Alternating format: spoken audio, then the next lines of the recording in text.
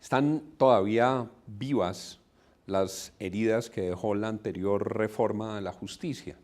Todo ese episodio tan aparatoso, su objeción tardía, la caída en la Corte, y sin embargo se han escuchado desde la rama judicial unas voces muy angustiadas diciendo que este proyecto los maltrata y que lo que hace es concentrar más poder en el Ejecutivo en desmedro de la rama judicial.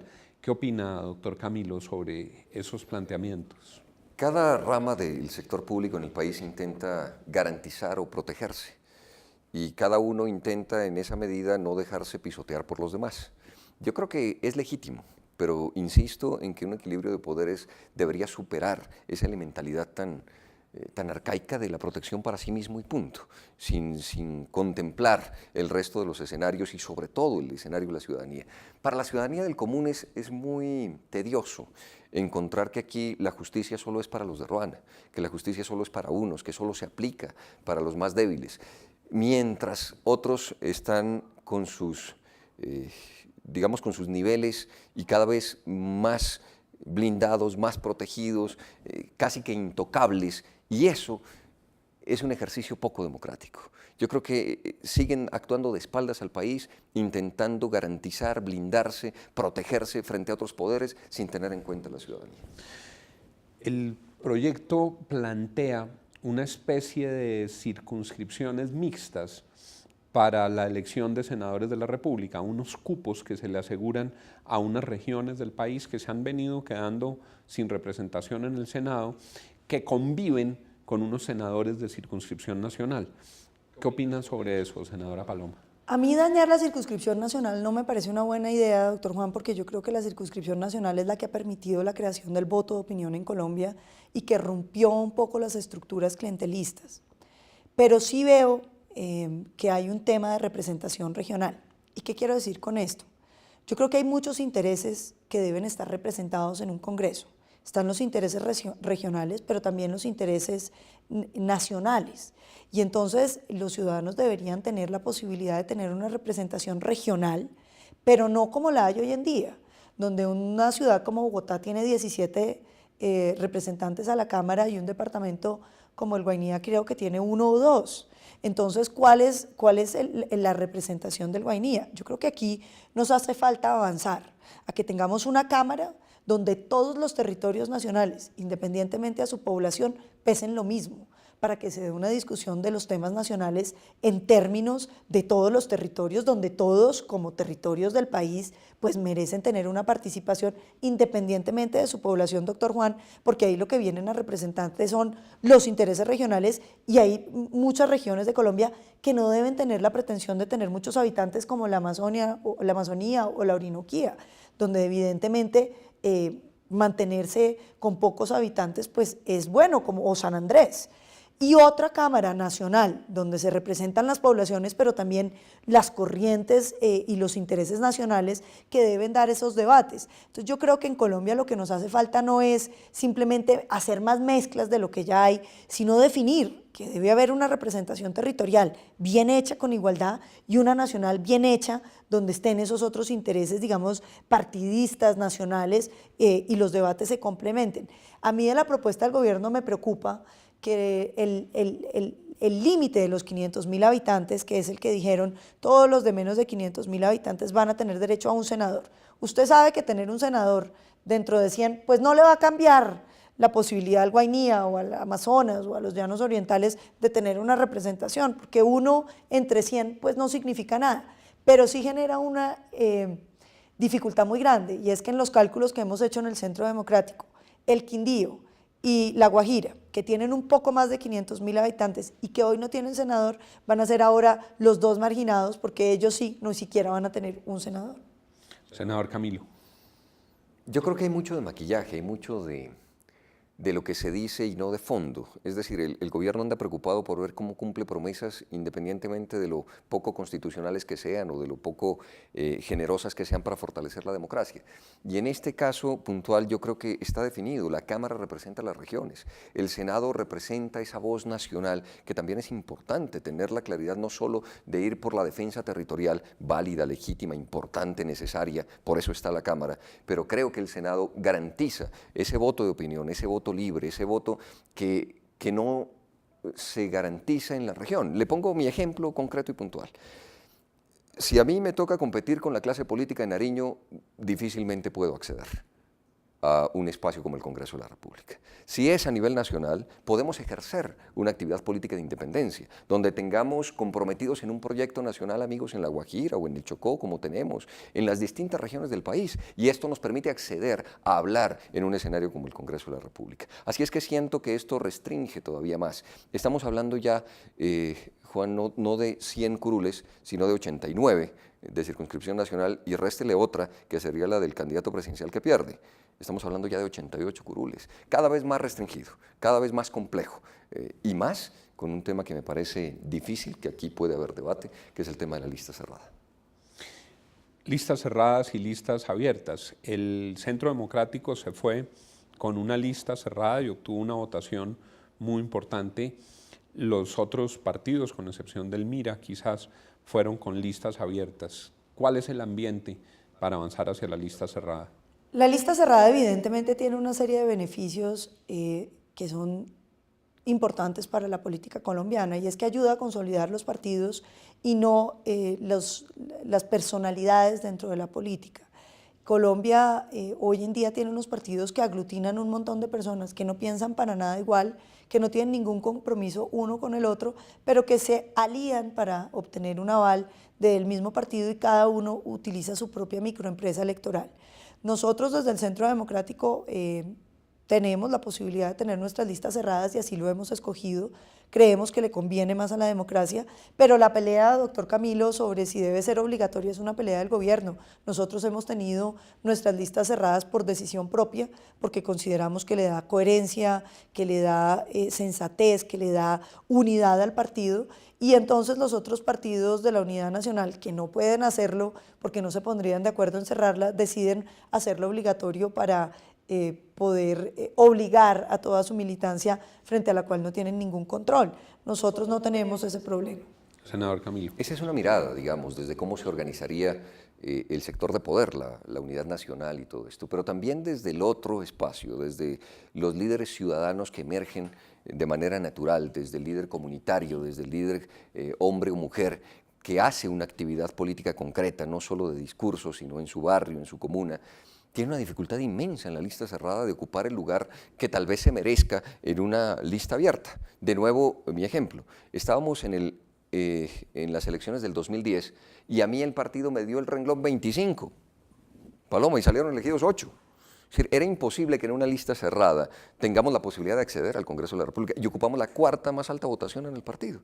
Y esto de la lista cerrada entonces nos niega la posibilidad, desde esa mirada, desde esa perspectiva, desde los liderazgos que van emergiendo, que van surgiendo y que van a tener en un momento dado muy difícil un lugar en una lista cerrada. Por eso yo soy muy crítico de esa lista cerrada desde esa perspectiva.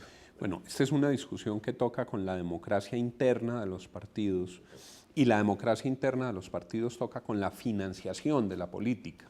A mí particularmente lo que me inquieta de esta reforma es que el gran cáncer de la política colombiana, que es la corrupción, que es el voto comprado, que es el voto pagado, que es la inversión en las campañas para luego desquitarlo con mordiscos del presupuesto nacional, queda intacto. Lo que presentan es una reforma que deja quieta la mermelada, deja quieto el voto comprado, deja quietas las campañas multimillonarias, y me parece que así no es posible que haya ni democracia interna ni que se depure la democracia. ¿Cómo hacer para pensar en este trámite como una oportunidad para depurar la política? ¿Qué medida correctiva introducirían ustedes al proyecto de reforma para que sea más transparente el ejercicio de la política en Colombia? Yo creo que ahí hay varias cosas, doctor Juan. Lo primero es que los ciudadanos no saben bien para qué eligen un senador o un representante a la Cámara.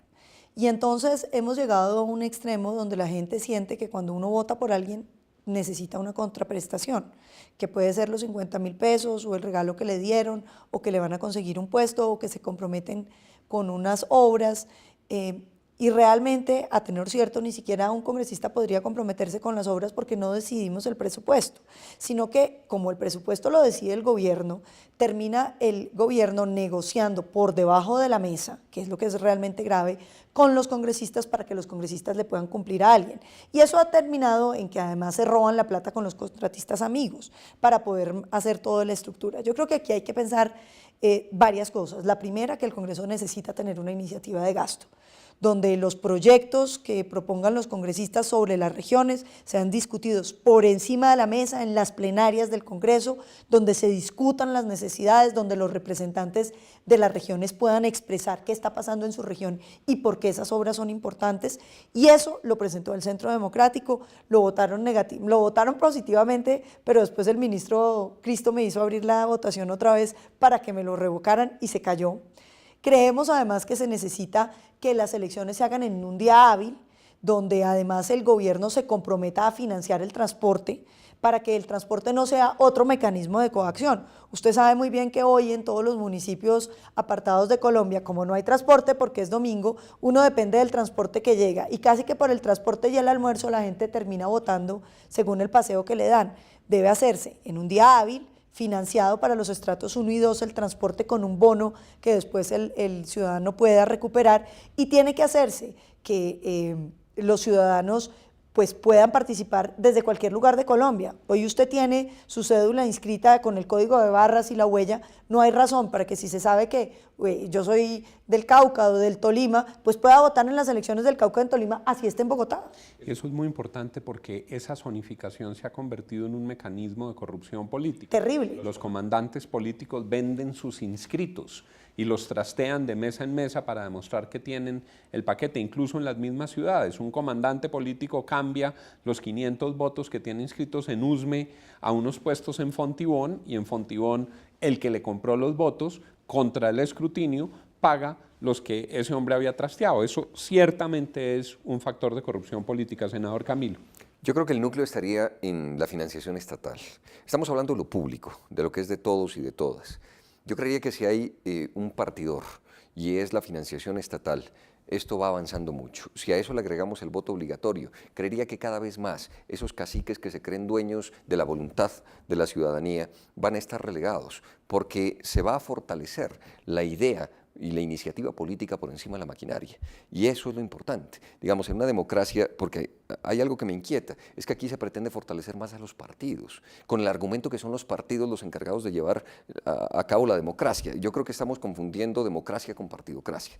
Creería que el argumento de la financiación estatal sería como unas reglas del juego comunes para todos y todas que nos permitan que el peso de las ideas y de las iniciativas políticas sean las que lleguen a la ciudadanía y no todo esto que ya han esbozado ustedes. Aquí nos vuela el tiempo y nos hacen señas de que tenemos que ir terminando, pero no quiero que nos vayamos sin que me cuenten, ¿son ustedes optimistas? ¿Es usted optimista del futuro político de este país, doctor Camilo Romero? Sin duda alguna.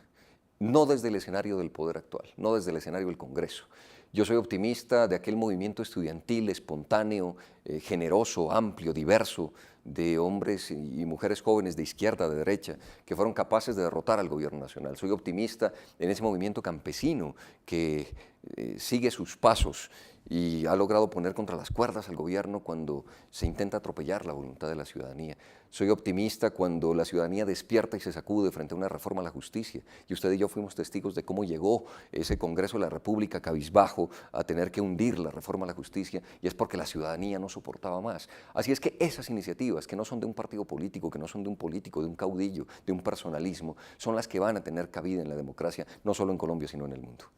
Senadora Paloma, ¿es usted optimista? Yo soy optimista, pero creo que este va a ser un gobierno muy duro. Creo que hay unas señales preocupantes en la economía, hay un resurgimiento de la violencia en muchos sectores del país que a mí me duelen y me preocupan mucho porque afectan el ánimo. Pero yo sí creo que los colombianos se están dando cuenta de que la politiquería tiene sus días contados, que la gente cada vez más está rechazando las estructuras clientelistas, la manera de hacer política que le sirva a unos pocos y están reclamando una política distinta. Y yo sí veo que hay un ánimo en Colombia de transformar eso y creo que en las elecciones locales se va a ver una enorme revolución, mucho más grande de lo que hubo en la del Congreso, que fue una votación creo que muy importante. Si usted analiza, doctor Juan, por ejemplo, lo del Centro Democrático, el Centro Democrático tuvo un 80% de votantes nuevos que no participaban tradicionalmente en elecciones, y yo creo que ese es un síntoma que comparten los verdes, incluso el Polo Democrático, y es que hay gente entendiendo que hay gente distinta y que queremos un cambio dentro de la política, y yo sí creo que la gente ha entendido que llegó el momento de arrebatarle a los politiqueros la política para entregársela a los ciudadanos. Creo que ese es el reto que nos queda como conclusión de esta conversación con Paloma Valencia y Camilo Romero. Cada uno desde su orilla aboga por esa que es una necesidad de todos los colombianos, que podamos ampliar la democracia y que podamos lograr que los ciudadanos se expresen libremente en defensa de sus ideas, de sus convicciones, de lo que consideran correcto para su país y tengan las garantías para poderlo ejercer. Quedo muy agradecido con nuestros invitados de hoy. Yo les confieso que yo soy optimista cuando los oigo hablar a ustedes. Soy optimista cuando veo que hay nueva sangre en la vida política colombiana y que seguramente eso nos va a permitir a todos transitar por mejores rutas que las que hasta ahora nos han tocado. A ustedes, muchas gracias por acompañarnos.